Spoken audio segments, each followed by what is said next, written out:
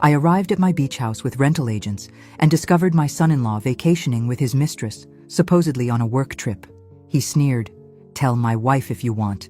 She's too scared to leave me." I nodded slowly and made one call, not to my daughter, but to someone who would destroy him. If you're watching this, subscribe and let me know where you're watching from. But let me back up and tell you how I got to that moment, standing in my own doorway, watching my daughter's world crumble before she even knew it. The October sun was warm on my face as I pulled into the driveway of my Myrtle Beach house. Two rental agents chattering excitedly in the back seat about staging and market potential. I'd been dreading this moment for weeks, but Frank's medical bills had drained our savings, and even 3 years after his passing, I was still drowning in debt. "Mrs. Walsh, this property is absolutely stunning," gushed Jennifer, the younger agent, her stilettos clicking on the wooden deck. "Oceanfront, 3 bedrooms, that gorgeous wraparound porch. We'll have no trouble finding buyers." I fumbled with my keys, hands shaking slightly. This house held 40 years of memories. Frank proposed to me on this very deck. Katie took her first steps in the living room. But memories don't pay bills, and at 64, I needed to be practical. "The master bedroom has that incredible view," I said, pushing open the front door. "Frank always said he wanted to wake up to the ocean every—" I stopped mid-sentence. There were voices coming from upstairs, male and female talking softly. My blood ran cold.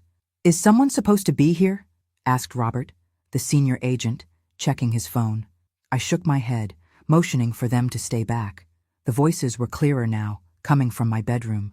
A man's deep laugh, followed by a woman's giggle. My heart hammered against my ribs as I crept up the stairs, the old floorboards betraying my presence with soft creaks. The bedroom door was slightly ajar. Through the gap, I could see movement on my bed, my grandmother's quilt tangled around 2 figures. The man's back was turned to me, but I knew those broad shoulders, that perfectly styled dark hair. Michael Crawford, my son-in-law. The woman beneath him definitely wasn't my daughter Katie.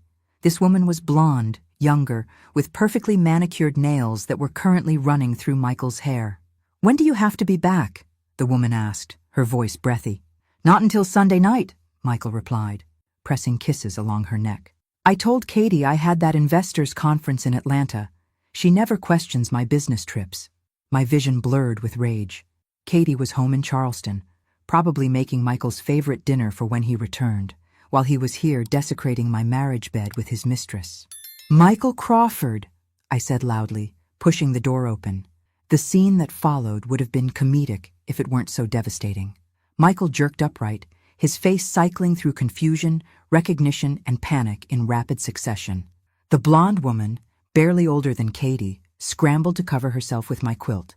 "Mrs. Walsh," Michael stammered, grabbing a pillow to cover himself. "I can explain." "Can you?" I crossed my arms, amazed at how calm my voice sounded. "Explain to me why you're in my house, in my bed, with someone who isn't my daughter?" The woman was frantically gathering her clothes. "I should go," she whispered. "Stay right there, Sandra," I said sharply. Her startled expression confirmed what I already suspected. I knew exactly who she was. Sandra Mitchell, the 28-year-old marketing coordinator from Michael's firm. Katie had mentioned her before, how Michael always praised her work. Michael's shock was wearing off, replaced by something uglier. "Look, what Katie doesn't know won't hurt her. This doesn't change anything." "Doesn't it?" I stepped closer. "My daughter loves you. She defends every late night, every business trip, every time you make her feel small." "Katie's fine," he snapped, pulling on his pants. "She has everything she wants.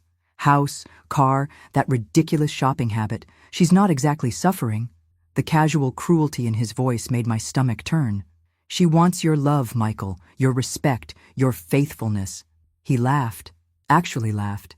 "Faithfulness? Come on, Mrs. Walsh. Katie's gotten comfortable. She stopped trying years ago. Look at Sandra here." He gestured to the trembling young woman. "She appreciates what she has." "Get out," I said quietly.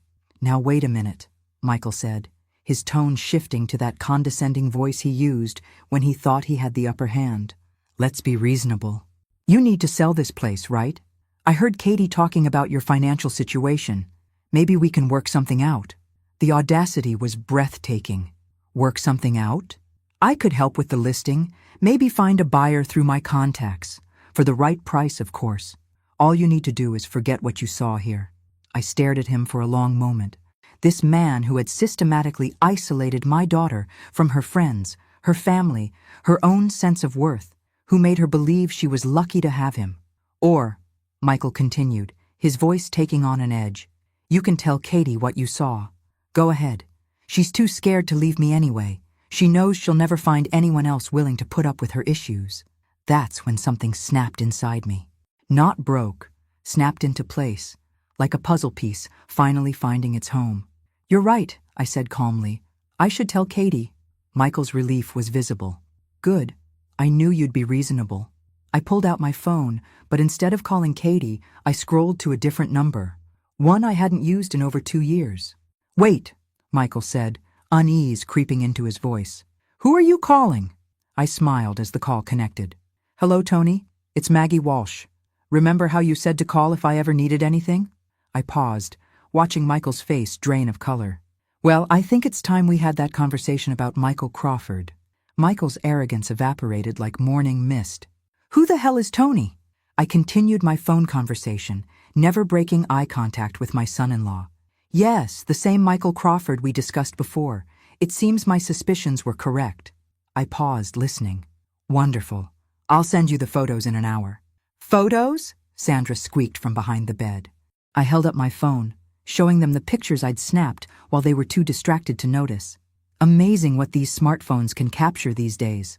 Michael lunged toward me, but I stepped back into the hallway. I wouldn't if I were you. Tony doesn't like it when people threaten his friends. You're bluffing, Michael said, but his voice shook. You don't know anyone named Tony. The truth was, I knew Detective Tony Russo quite well. He'd been Frank's partner on the Charleston police force for 15 years before Frank retired to become a private investigator. Tony had stayed in touch after Frank's death, checking on me occasionally, offering help whenever I needed it.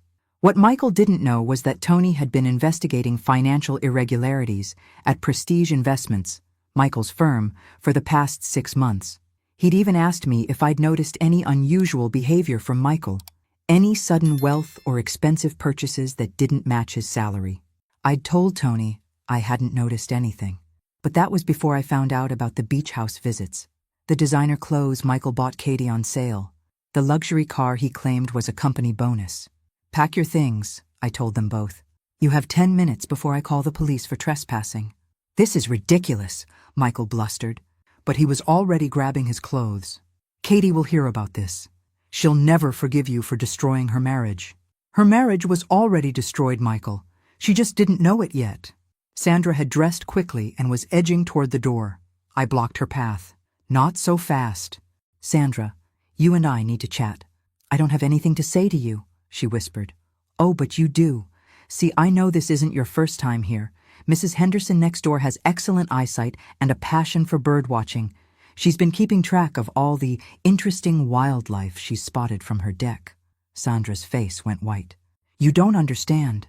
Michael said he was separated, that he was just waiting for the paperwork to be finalized. Did he now?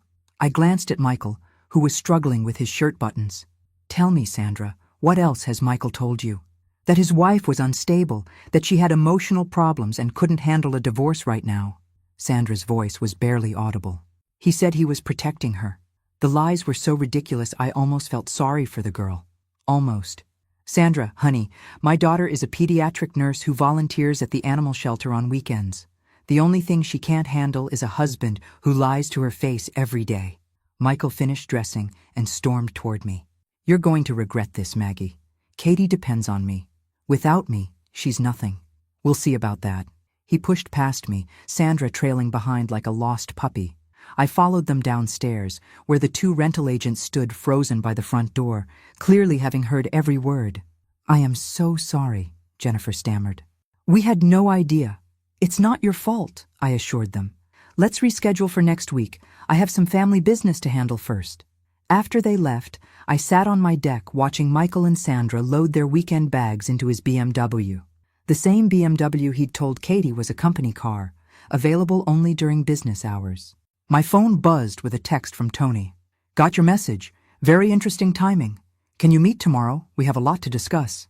I typed back, absolutely. And Tony? I think I have more evidence than we originally thought. As Michael's car disappeared down the coastal highway, I felt something I hadn't experienced in years. Purpose. For too long, I'd watched my daughter shrink under Michael's manipulations, had seen her light dim a little more each year. Katie used to be fearless. She'd backpacked through Europe alone, stood up to bullies in school, defended stray animals with the fierce protectiveness of a mother bear. Somewhere along the way, Michael had convinced her that her strengths were weaknesses, that her independence was selfishness. But I remembered the real Katie, and tomorrow I was going to start fighting to get her back. I pulled out my phone and scrolled to Katie's number, then hesitated. She deserved to know the truth, but she also deserved to have all the facts. If Tony's investigation had uncovered what I suspected, Michael's betrayal went far deeper than just adultery. Instead, I called my neighbor, Mrs. Henderson. Dorothy? It's Maggie. I wonder if you might have some time to chat about those bird-watching notes you've been keeping? The conversation that followed confirmed what I already knew.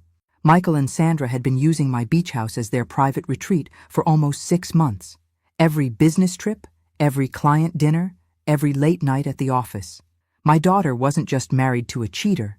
She was married to a man who was stealing from his own company, using her mother's house as a love nest, and systematically destroying her self-worth. But unlike Michael, I didn't underestimate my daughter. Katie was stronger than he knew.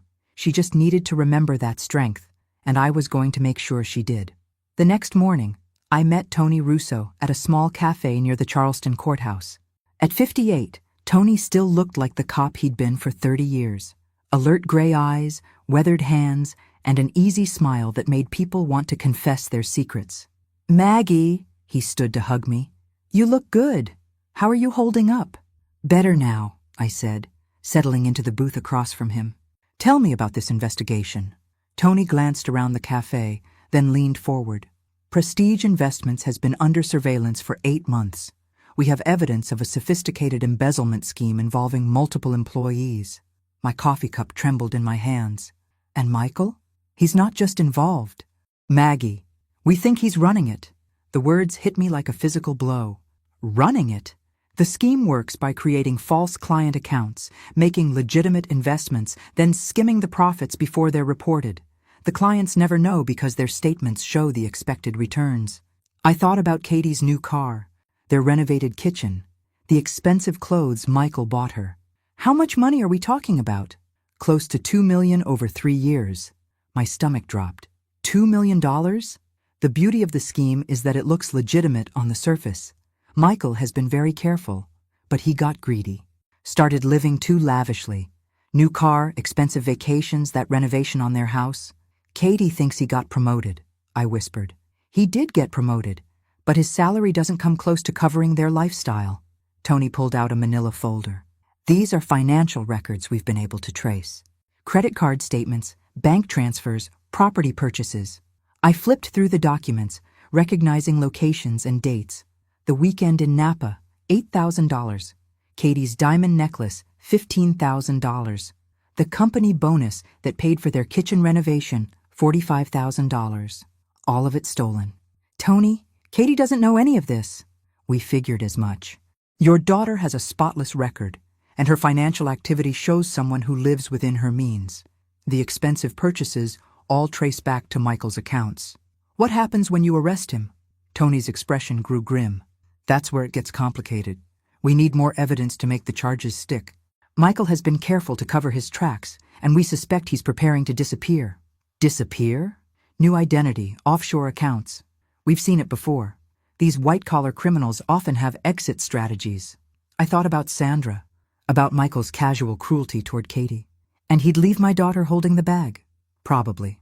Her name is on some of the property purchases, joint bank accounts. Even if she's innocent, she could face charges.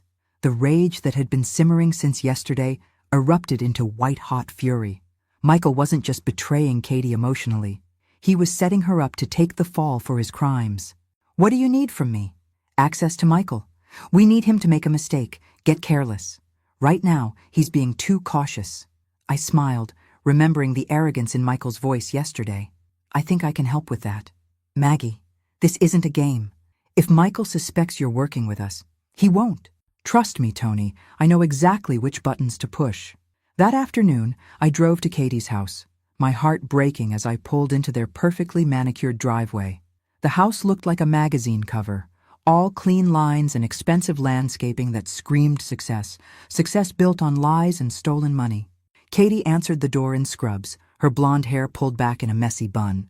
She looked tired, older than her 32 years. "Mom, what a surprise! Come in, come in." She hugged me, and I caught a whiff of that familiar scent, the lavender lotion she'd used since college. "I was in the neighborhood," I lied smoothly.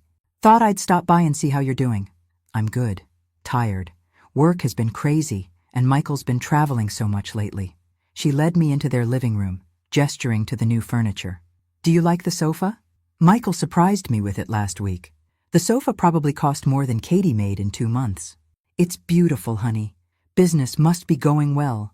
"Oh yes, incredibly well. Michael keeps getting these amazing bonuses.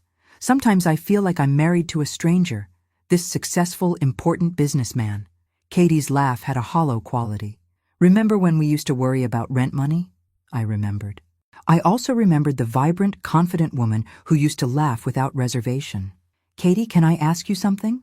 "Of course. Do you ever miss your old life, before all this success?" Katie's smile faltered. "What do you mean?" "You used to paint.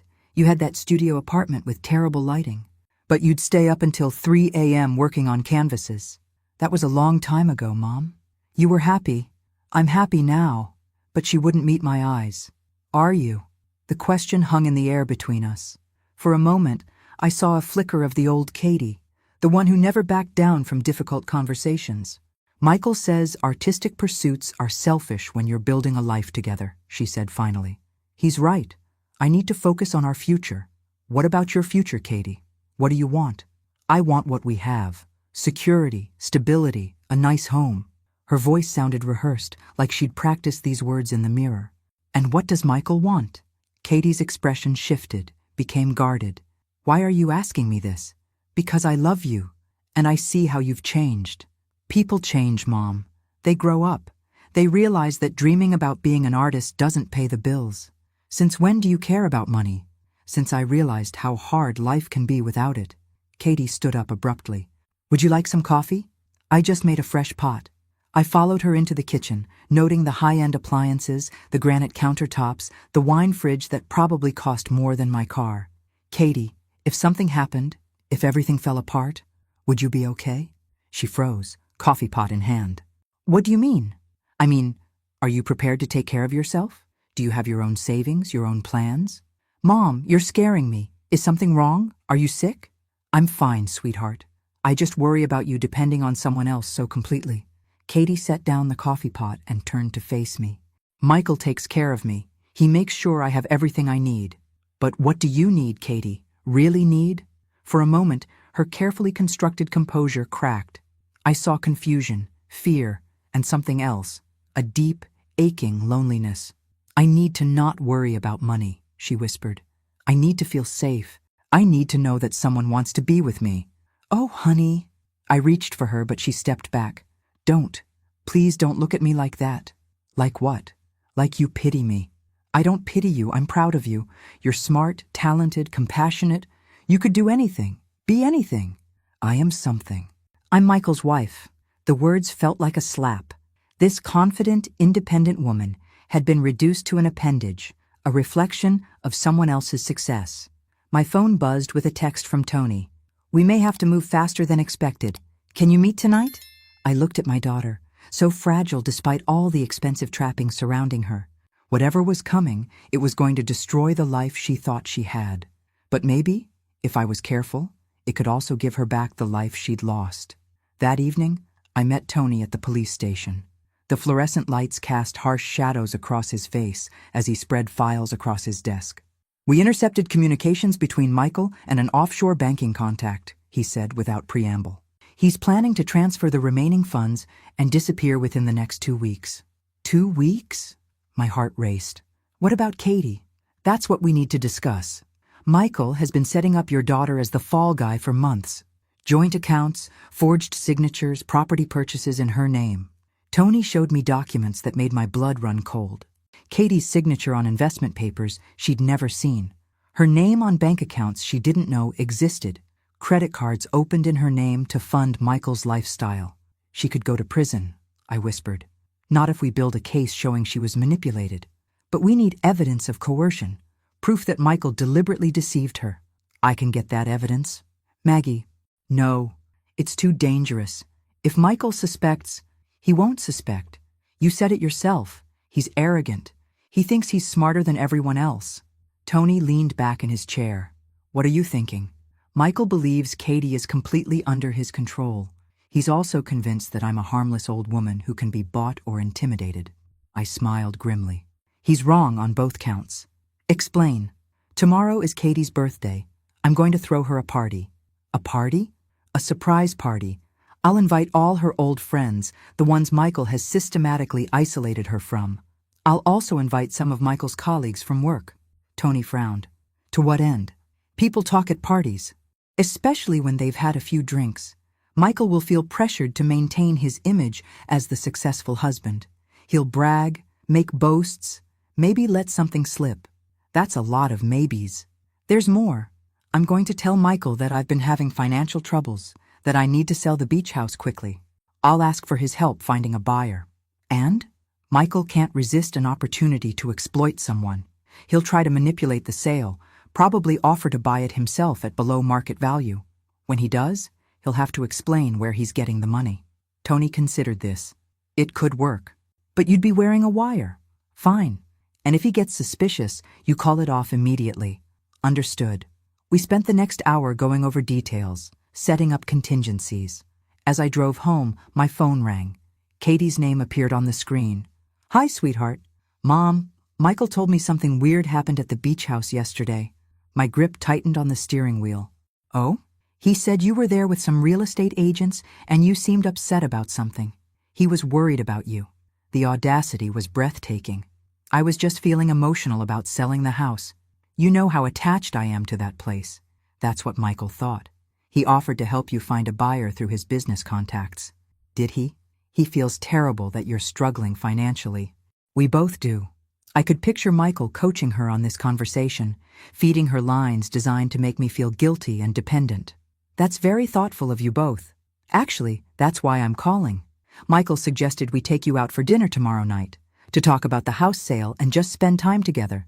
Tomorrow is your birthday. Katie. Oh, right. I forgot. The fact that she'd forgotten her own birthday told me everything I needed to know about her mental state. Well, then we should definitely celebrate. Why don't you both come to my house instead? I'll cook. Are you sure? Michael has been so busy lately. I insist. It's been too long since we had a proper family dinner. After we hung up, I sat in my driveway for a long moment. Tomorrow night, I would begin the process of destroying my daughter's marriage and probably her sense of reality. But I would also begin the process of saving her life. The next afternoon, I spent hours preparing Katie's favorite meal, pot roast with vegetables, homemade rolls, and the chocolate cake I'd made for every one of her birthdays since she was 5. At 6 o'clock, they arrived. Katie looked beautiful in a blue dress I'd never seen before, another one of Michael's expensive gifts. Michael wore a tailored suit that probably cost more than most people's monthly salary. Mom, this smells incredible, Katie said, hugging me. You didn't have to go to all this trouble. It's no trouble, it's your birthday. Michael surveyed my modest dining room with barely concealed condescension. Nice place, Maggie. Very cozy. Thank you. It's not much, but it's home. During dinner, I watched Michael perform his role as the devoted husband. He complimented Katie's appearance, asked about her work, made jokes that weren't quite funny. Katie responded with practiced smiles and grateful looks. It was like watching a play where both actors had forgotten they were performing. So, Maggie, Michael said as I served cake, Katie mentioned you're having some financial difficulties.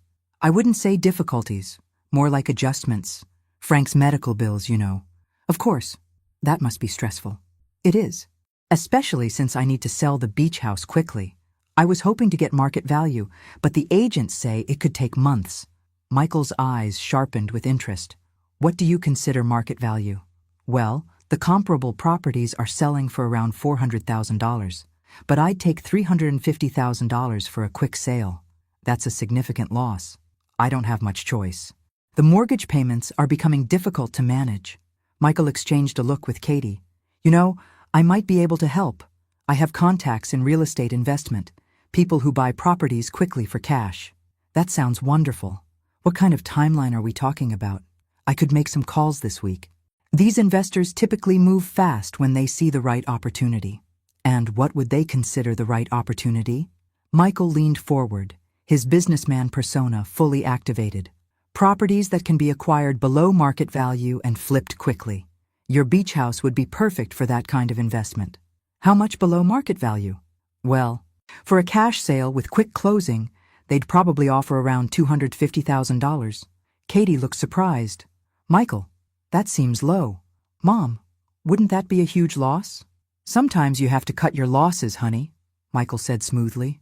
The market is uncertain right now. A bird in the hand, you know. I nodded thoughtfully. You're probably right. $250,000 would solve my immediate problems. I could connect you with the right people, Michael continued. For a small finder's fee, of course, maybe 5% of the sale price. There it was. Michael couldn't resist trying to profit from my desperation. That seems very reasonable, I said. When could we move forward? I'll make some calls tomorrow. These investors prefer to move quickly, so you'd need to be prepared to close within a week or two. That fast? Cash buyers don't need mortgage approvals or inspections. They buy properties as is. Katie frowned. Mom, are you sure about this? Maybe you should get a second opinion. Your mother knows what's best for her situation, Michael said firmly. Sometimes older people need to make practical decisions rather than emotional ones. The condescension in his voice made my jaw clench, but I maintained my grateful smile. You're so helpful. Michael, I don't know what I'd do without you. As they prepared to leave, Michael pulled me aside. Maggie, I want you to know that Katie and I consider you family. We'll always be here to help you navigate these kinds of decisions. I appreciate that more than you know. He squeezed my shoulder in a gesture that probably looked affectionate to Katie, but felt like a threat to me. Family takes care of family, he said. Don't forget that. After they left, I called Tony. How did it go? He took the bait. He's going to try to buy my house for $250,000 through fake investors, then flip it for full market value. Did you get it recorded? I touched the small device hidden in my sweater. Every word. Good. That gives us fraud, but we need more. We need to catch him in the act of transferring the stolen money. Don't worry, I said, looking at the birthday cake Katie had barely touched. I'm just getting started. Tomorrow, phase 2 would begin. The next morning, I called Michael's office and asked to speak with him privately. Mrs. Walsh, his voice was smooth as silk. How can I help you? I've been thinking about our conversation last night, about the house sale. Of course.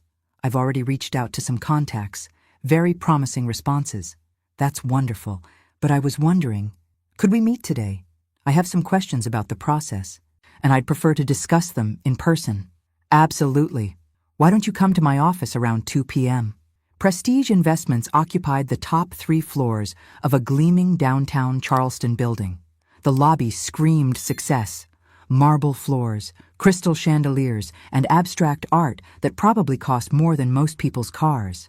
Michael met me at the elevator, all smiles and charm. Maggie, welcome to my little corner of the financial world. His office was exactly what I'd expected. Floor-to-ceiling windows, expensive furniture, and photographs of Michael with various wealthy-looking people. A shrine to his own supposed importance. Please sit. He gestured to a leather chair across from his desk. Can I get you coffee? Water? Coffee would be lovely. As Michael buzzed his assistant, I noted the expensive watch on his wrist, the custom-tailored suit, the Italian leather shoes, all purchased with stolen money. So, he said, settling behind his desk, what questions can I answer about the house sale? Well, I was wondering about the timeline. You mentioned these investors move quickly? Very quickly. In fact, I heard back from one of them this morning. He's very interested. That's exciting. What did he say? Michael pulled out a file folder. Props for his performance. He's prepared to offer $240,000 for a cash purchase, closing within 10 days. $240,000. Yesterday you mentioned $250,000. These investors are negotiators, Maggie. They start low and work their way up. but $240,000 is still an excellent offer for a quick sale.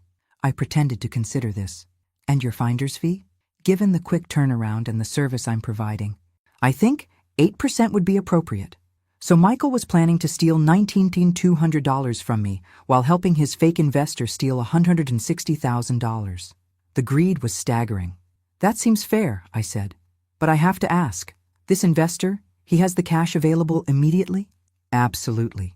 These high net worth individuals keep substantial liquid assets for exactly these kinds of opportunities. High net worth individuals? What kind of business is he in? Michael hesitated for just a moment. Import-export, very successful operation. I see. And you've worked with him before? Several times. Very reliable, very discreet. I nodded thoughtfully. Michael, can I be honest with you about something? Of course. I'm scared. Selling Frank's house, making these kinds of financial decisions alone, it's overwhelming. I feel like I'm in over my head. Michael's expression softened into what he probably thought was sympathetic concern. That's completely understandable, Maggie. These are big decisions. The thing is, I've been thinking about what you said last night, about family taking care of family. Yes? I was wondering if you might consider handling more of my financial affairs. Nothing major, just helping me make sense of my investments, my retirement accounts. Michael's eyes lit up with predatory interest. I'd be happy to help. What kind of assets are we talking about? Well, there's Frank's pension, some savings accounts, a small stock portfolio, maybe $300,000 total. That's a substantial amount. Definitely worth managing properly. The problem is, it's all scattered across different institutions. I've been thinking I should consolidate everything, make it easier to manage. That's excellent thinking. I could help you move everything into more efficient investment vehicles. You mean like the ones you manage here at Prestige? Exactly. We specialize in maximizing returns for our clients. I leaned forward conspiratorially. To be honest, Michael, I've been worried about leaving Katie financially secure if something happens to me. With the house sale and the proper investment of my other assets, I could potentially leave her quite a substantial inheritance. How substantial? Well, if we sell the house for $240,000 and properly invest my other assets, maybe $600,000 or $700,000 total. Michael was practically salivating. In his mind, he was already figuring out how to steal from me twice, once on the house sale, and again by embezzling from my investment accounts. That would certainly provide Katie with security, he said carefully. The thing is, I'd want you to be the executor of my estate, someone I trust to make sure Katie is taken care of. I'd be honored. And of course, as executor, you'd receive a fee for your services. What would be appropriate for managing that size estate? Well, executor fees are typically 2 to 3% of the total estate value. So Michael was now planning to steal money from my inheritance too. The man had no limits. That seems very reasonable. Should we start the paperwork? Absolutely. I can have my assistant draw up some preliminary documents this afternoon. I stood up to leave, then paused, as if remembering something. Oh, Michael? There is one other thing. Yes? I've been having some issues with my current financial advisor. He keeps asking uncomfortable questions about my spending patterns, wanting to verify purchases I've made. It's quite intrusive. Michael's demeanor shifted slightly. What kind of questions? Oh, about the home improvements I've made, some of the gifts I've given to family members. He seems to think I'm spending more than my income supports. Some advisors are overly cautious. He even suggested I might need to provide receipts for major purchases to verify their legitimate expenses. Michael went very still. Receipts? Can you imagine? As if I need to justify how I spend my own money. That does seem excessive. I told him I don't keep receipts for family gifts. When I give Katie money for things she needs, it's between family members, none of his business. Absolutely. Family financial arrangements are private matters. I gathered my purse and stood. Well, I should let you get back to work. When can we move forward with the house sale? I'll contact the investor today. We could probably have contracts drawn up by tomorrow. Wonderful. And Michael? Thank you for being so helpful. Katie is lucky to have such a caring husband. Katie is my priority. Maggie, everything I do is for her. As I rode the elevator down, I reflected on the layers of Michael's deception. He wasn't just stealing money. He was positioning himself to steal from me, my daughter, and eventually my estate. But what he didn't know was that Detective Tony Russo was listening to every word through the wire I was wearing. And by tomorrow, we'd have enough evidence to put Michael away for a very long time. The only question remaining was how to protect Katie when Michael's world came crashing down. And I was pretty sure I had a plan for that too. That evening, I drove to Katie's house unannounced. I found her in the garden, pulling weeds with an intensity that suggested she was working through some serious emotions. "Mom?" She sat back on her heels, surprised. "What are you doing here?" "I wanted to talk to you, away from Michael." Katie's expression became guarded. "Why away from Michael?" "Because I think you and I need to have an honest conversation. One we probably should have had months ago." She pulled off her gardening gloves and stood, brushing dirt from her knees.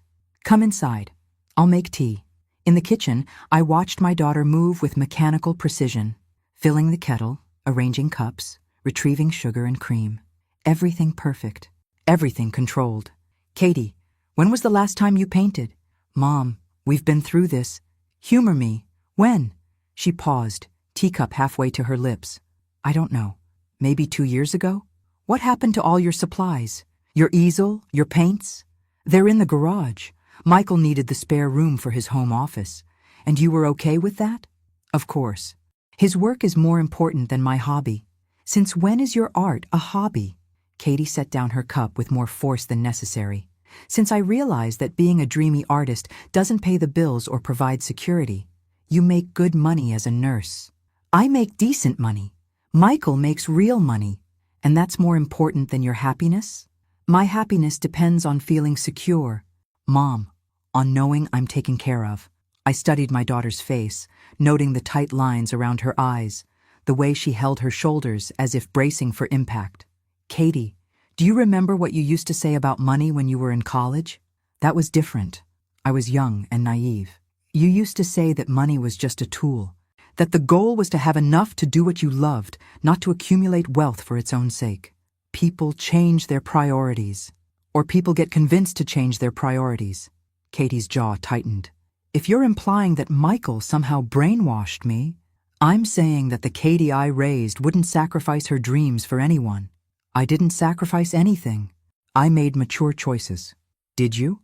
Or did someone make you believe that your dreams were selfish and impractical?"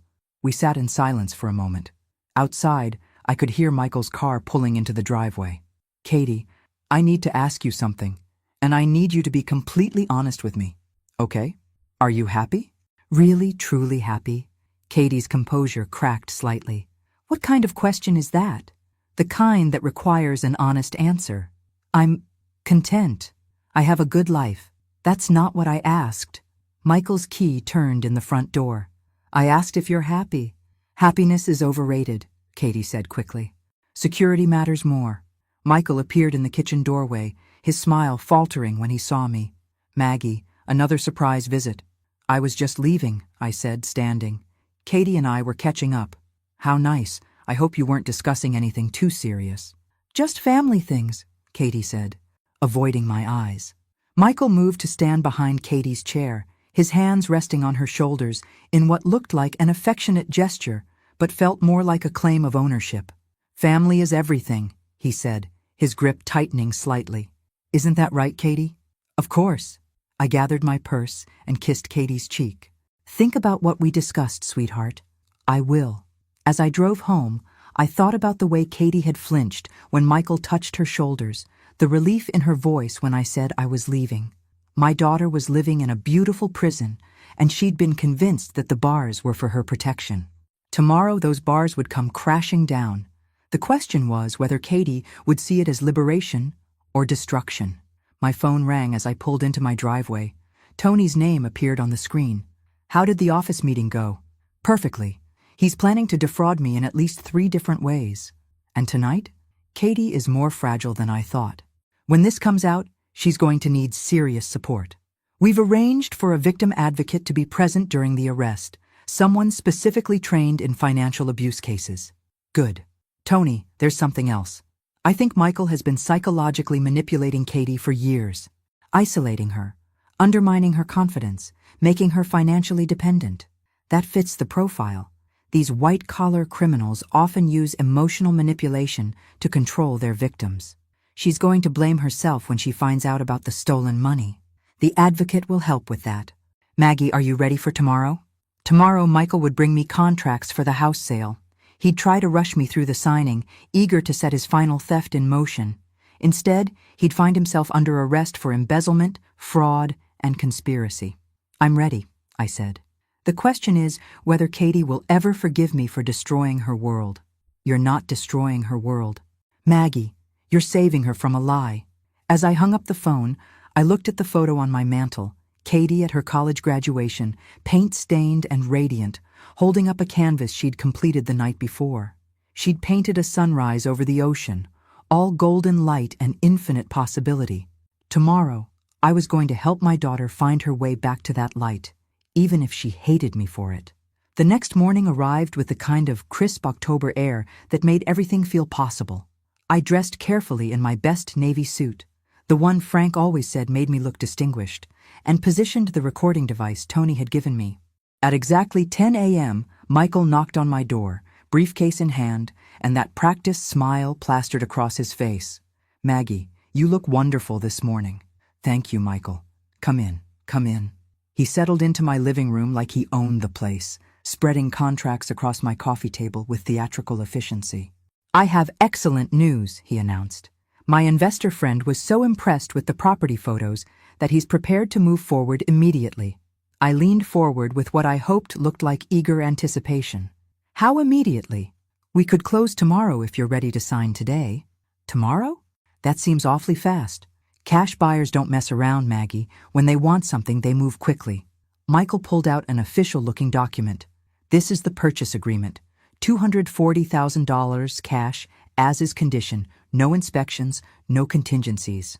I pretended to study the contract while noting the details Tony would want to hear.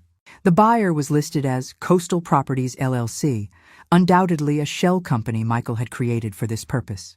And your fee? 8% as discussed, $19,200. I picked up my pen, then hesitated. Michael, I have to ask, this buyer, he's legitimate? I'm not going to have any legal problems? Absolutely legitimate. I've done business with him many times. And the money? It's legal money? Michael's smile tightened almost imperceptibly. Maggie, what kind of question is that? I'm sorry. It's just that Frank always warned me about deals that seem too good to be true. This isn't too good to be true. It's a fair market transaction. I nodded and signed the first page, then paused at the second. What's this about a cashier's check being held in escrow? Standard procedure. The money gets deposited with a neutral third party until closing. And who is this third party? Prestige Investments has an escrow account for exactly these kinds of transactions. Of course they did. Michael was planning to route the stolen money through his own company's accounts to make it look legitimate. That's convenient, I said, signing the second page. We aim to make things easy for our clients. As I reached for the final page, my doorbell rang. Michael frowned. Are you expecting someone? I don't think so. I went to the window and felt my heart skip. Tony Russo was standing on my porch, along with two other men in suits. Oh my, that's Detective Russo, Frank's old partner. Michael went rigid. Detective? He stops by occasionally to check on me. Frank asked him to keep an eye out. I opened the door with a bright smile. Tony, what a lovely surprise. Good morning? Maggie, I hope I'm not interrupting anything important. Not at all. Come in, come in. Michael Crawford is here, Katie's husband. We're just finishing up some paperwork. Tony stepped into the living room, his eyes taking in the contracts spread across the coffee table. Mr. Crawford, we meet at last. Michael had gone pale. Have we met? Not formally, but I've heard a lot about you. Really? From whom? Tony smiled, but it wasn't friendly. Multiple sources, actually. Mr. Crawford, I'm going to need you to step outside with me. I'm sorry? You're under arrest for embezzlement, fraud, and conspiracy to commit grand theft. The color drained completely from Michael's face. This is ridiculous. You have no idea what you're talking about. We have recorded conversations, financial records, and testimony from multiple witnesses. Tony nodded to his colleagues, who moved to flank Michael. You have the right to remain silent. As Tony read Michael his rights, I watched my son-in-law's carefully constructed world crumble. The arrogance melted away, replaced by panic and desperate calculation. "This is a mistake," Michael kept repeating. "I haven't done anything wrong." "Tell it to the judge," Tony said, cuffing him. "Mrs. Walsh, we'll need you to come to the station later to give a formal statement." "Of course." As they led Michael away, he turned back to me with a look of pure hatred. "You have no idea what you've done. Katie will never forgive you for this." "We'll see about that," I said calmly. After they left, I sat in my quiet living room, staring at the unsigned contracts. In a few hours, Katie would learn that her husband was a criminal and that her mother had been instrumental in his arrest. I picked up my phone and dialed her number. Katie answered on the second ring.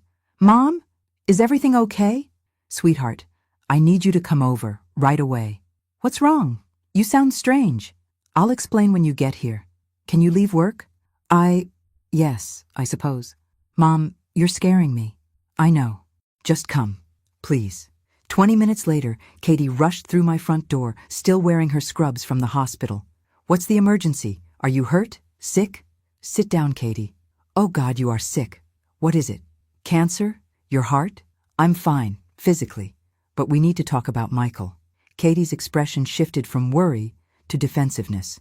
"What about Michael?" "He was arrested this morning." The words hung in the air like smoke. Katie stared at me as if I'd spoken in a foreign language. "Arrested? For what?" "Embezzlement. He's been stealing from his company for years." "That's impossible." Katie's voice was barely a whisper. "Michael would never. He's successful. He earns good money. The money he's been spending. The lifestyle you've been living. It was all stolen, Katie." "No." She stood up abruptly, pacing to the window. "No, that can't be right. There's been a mistake." I pulled out the documents Tony had shown me, bank records, financial statements, evidence of Michael's crimes. "It's all here, sweetheart. $2 million stolen over 3 years.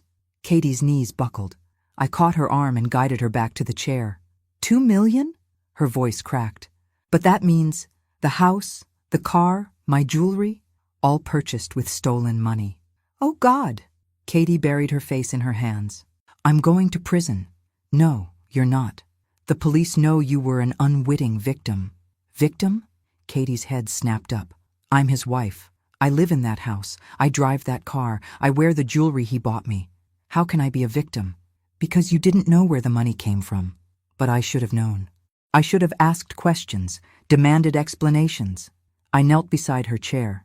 "Katie, Michael is a master manipulator. He spent years convincing you that you were lucky to have him, that you couldn't survive without him. Maybe I am lucky. Maybe I can't survive without him." The defeated tone in her voice broke my heart.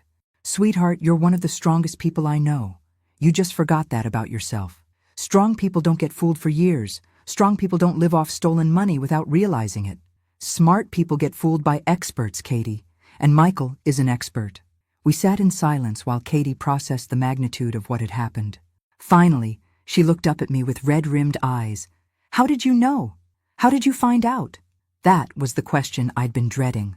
"I caught him with another woman." "What?" "At the beach house, yesterday morning. He was there with his secretary, Sandra." Katie's remaining composure shattered completely. She doubled over as if she'd been punched, sobbing with the kind of raw pain that comes from the deepest betrayal. "How long?" she gasped between sobs. "I don't know. Several months at least. So while I was making his favorite dinners and ironing his shirts and believing every lie he told me about working late, he was sleeping with someone else." "Yes. In your house. In your bed." "Yes." Katie's sobs turned to rage. "That bastard, that lying, stealing, cheating bastard. There's more, Katie." She looked up, her face streaked with tears. "More? He was setting you up to take the blame for the thefts. Your name is on documents you never signed, bank accounts you didn't know existed. He was going to let me go to prison? He was going to disappear and leave you holding the bag." The rage in Katie's eyes intensified. "How do you know all this?" "Detective Russo, Dad's old partner, has been investigating Michael's company for months. When I told him what I saw at the beach house, we worked together to gather evidence." "You've been investigating my husband?" "I've been trying to protect you." Katie stood up again, this time with purpose rather than panic. "Where is he now?" "In jail, I assume. He'll probably make bail, but his assets are frozen. Good. I hope he rots in there. I was relieved to hear anger in her voice rather than despair. Anger meant she was fighting back. Katie, there's something else we need to discuss. The house, the car, your bank accounts, they're all going to be seized as evidence. I figured. Where am I supposed to live? Here. With me. For as long as you need. Katie laughed, but it wasn't a happy sound. So, I'm back where I started, 32 years old and moving in with my mother. You're starting over, sweetheart. There's a difference. Is there? Because right now it feels like my entire adult life has been a lie. Not all of it. Your work at the hospital, your friends, your art, those were real. My art. Katie wiped her eyes. Michael convinced me it was a waste of time. Michael convinced you of a lot of things that weren't true. For the first time since I'd broken the news, Katie looked thoughtful rather than devastated. Mom, can I ask you something? Anything. Why didn't you just tell me about the affair? Why go through all this elaborate investigation? Because if I'd told you about Sandra, you would have blamed yourself. You would have tried to fix the marriage, gone to counseling, worked harder to be the wife Michael wanted. You're probably right. But this way, you know the truth. Michael isn't just unfaithful. He's a criminal who was willing to destroy your life to save his own. Katie nodded slowly. So there's nothing to fix, nothing to save, nothing worth saving. She took a deep breath, squaring her shoulders in a gesture that reminded me of the fearless young woman she used to be. Okay, what do we do now? 3 days later, I found Katie in my garage, surrounded by dusty canvases and art supplies she'd retrieved from her house before the FBI sealed it as evidence. Finding anything interesting? I asked, setting down a cup of coffee beside her. I forgot I painted this, she said, holding up a small canvas. It was a portrait of Michael, painted early in their marriage when she still saw him through rose-colored glasses. What are you going to do with it? Katie considered for a moment, then picked up a tube of black paint. Something therapeutic. I watched as she squeezed paint directly onto Michael's painted face, then used a palette knife to smear it across the canvas until his features were completely obliterated. Better? Much. She wiped her hands on an old towel. I've been thinking about what you said, about starting over. And? I want to file for divorce immediately. I want my maiden name back. And I want to testify against Michael in court. Are you sure about the testimony? It'll be difficult. Mom, he stole $2 million and was going to let me take the blame. I want everyone to know exactly what kind of man he is.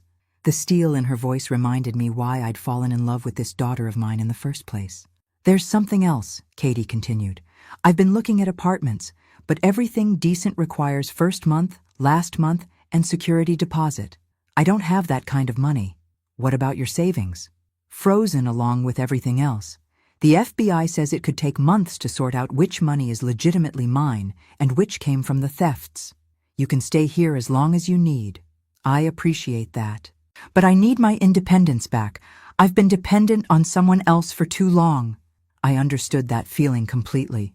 What if I co-signed a lease for you, just until your finances are sorted out? I can't ask you to do that. You're not asking. I'm offering.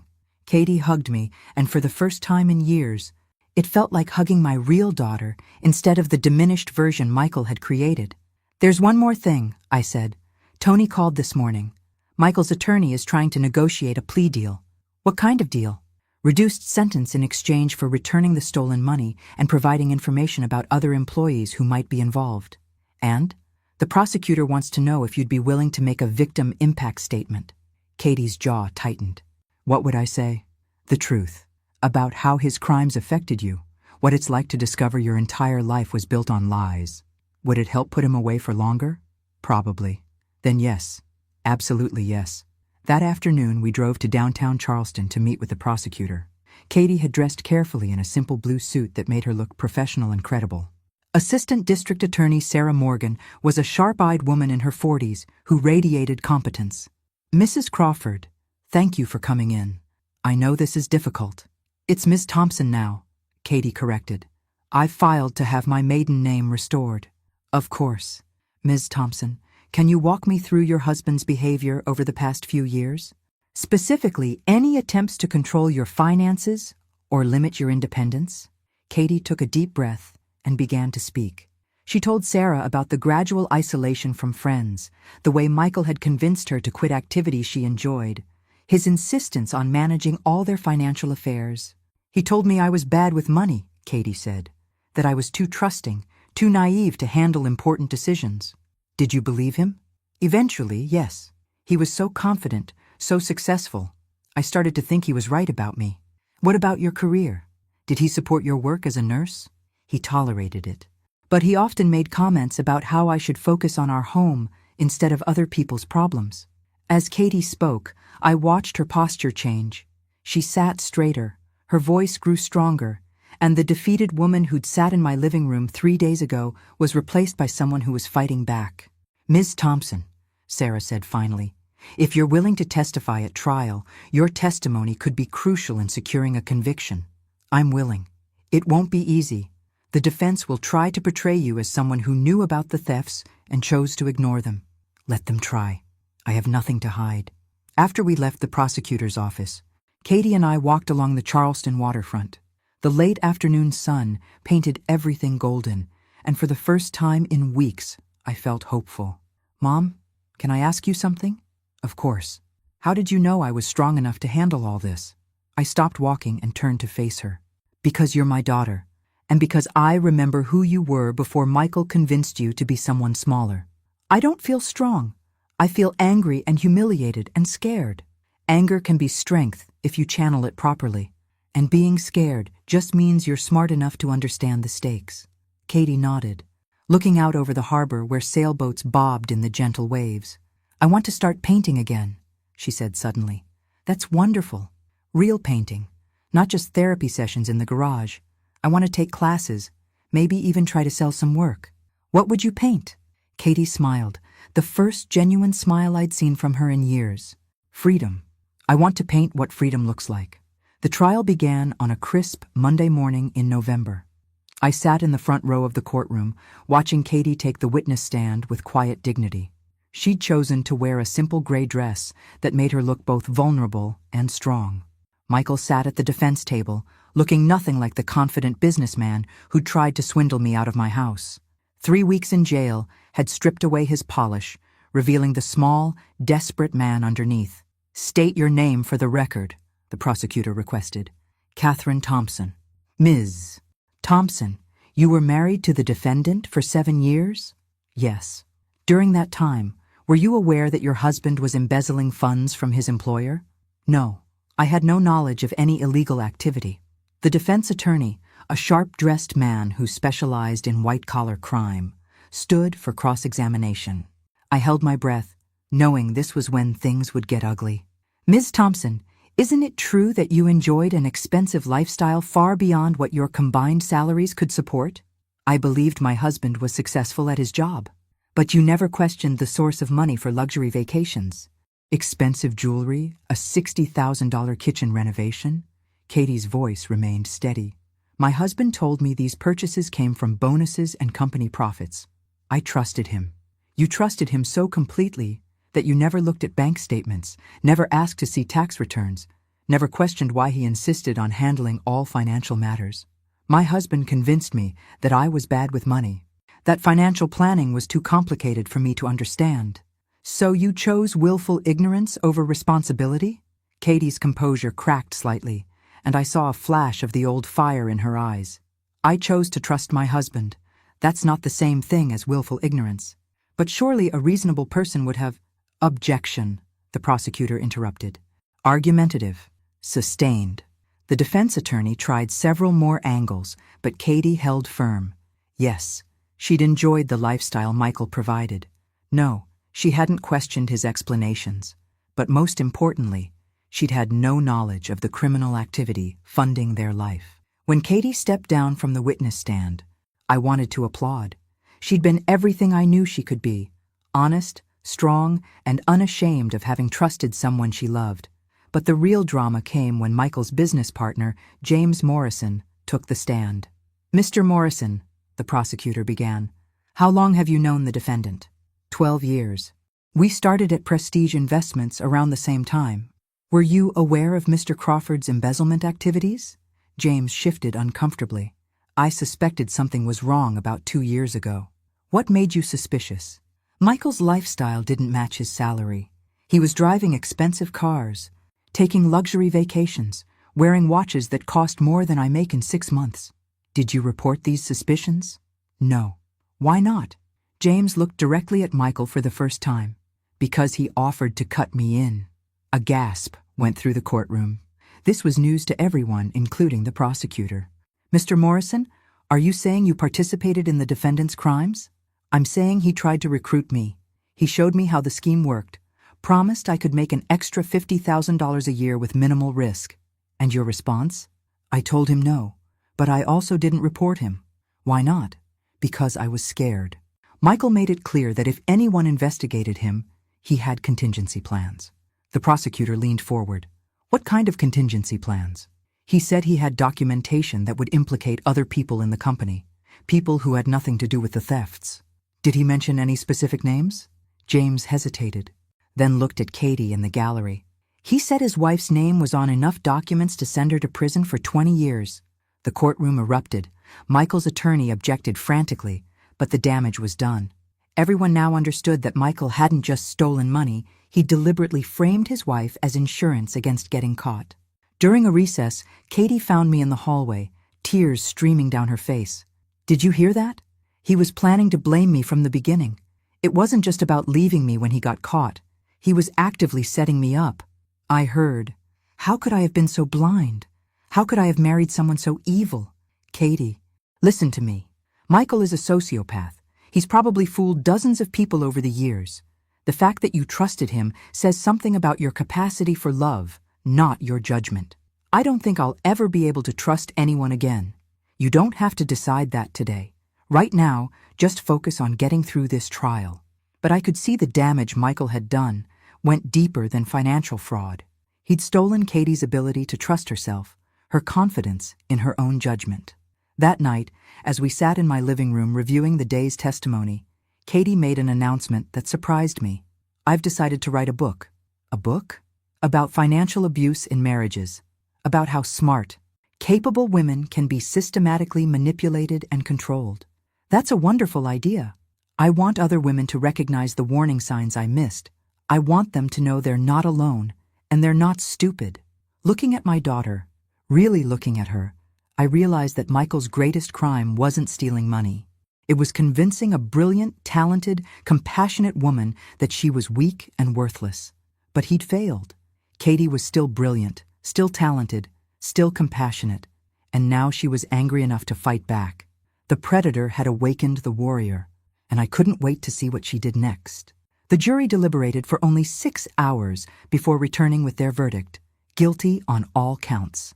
Michael Crawford was sentenced to 12 years in federal prison and ordered to pay $2.3 million in restitution.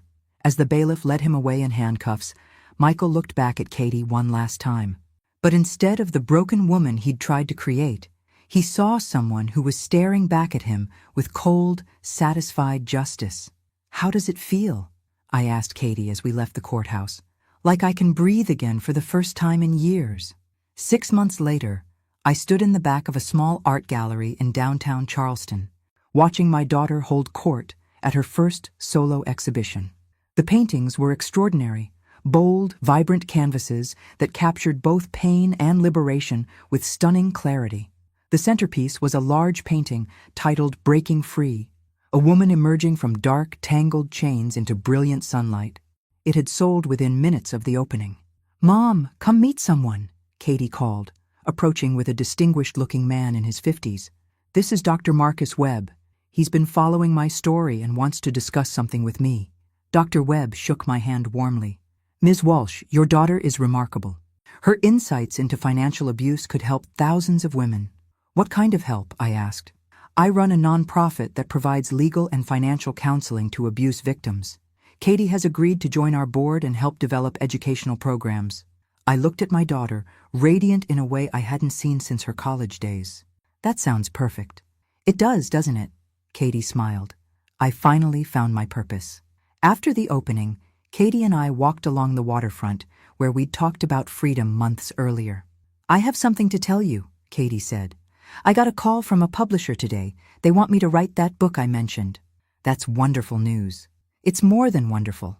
It's validation that my experience matters, that my voice has value. We stopped at the same bench where Frank had proposed to me 40 years earlier. The water sparkled in the moonlight, and everything felt full of possibility. Katie, I need to ask you something. Do you forgive me for the way I handled everything?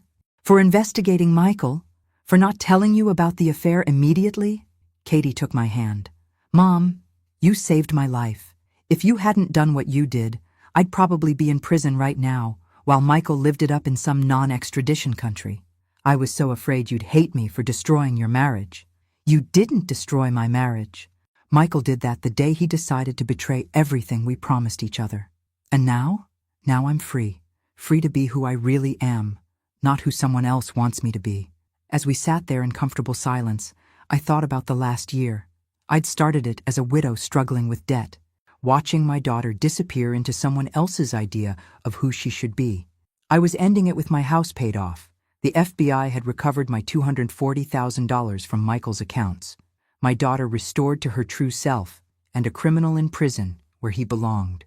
But the real victory wasn't the money or even the justice. It was watching Katie paint again, laugh again, dream again. It was seeing her remember that she was strong enough to face anything life threw at her. You know what the best part is? Katie said suddenly. What? Michael thought he was so smart, so superior. He thought he could manipulate everyone around him forever. And instead, he was outsmarted by two women he considered weak and insignificant. I laughed. I wonder if he's figured that out yet. Oh, I'm sure he has. 12 years in prison gives a person a lot of time to think about their mistakes. As we walked back toward the car, Katie stopped suddenly. Mom, I just realized something. What? I'm happy. Actually, genuinely happy. I'd forgotten what that felt like. Good. You deserve happiness, sweetheart. So do you. When was the last time you went on a date? I laughed. Katie Thompson, are you trying to set up your 64-year-old mother? Maybe. There's this doctor at the hospital, a widower about your age. Very nice. Loves art. Has a great sense of humor. We'll see. That's not a no. That's not a no. As we drove home, I reflected on the journey that had brought us here. Sometimes protecting the people you love means making difficult choices.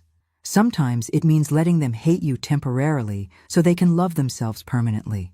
Michael Crawford had tried to steal more than money. He'd tried to steal my daughter's identity, her confidence, her future. But he'd underestimated the strength that runs in Thompson women. We bend, but we don't break. And when we fight back, we fight to win. Thanks for listening. Don't forget to subscribe and feel free to share your story in the comments. Your voice matters.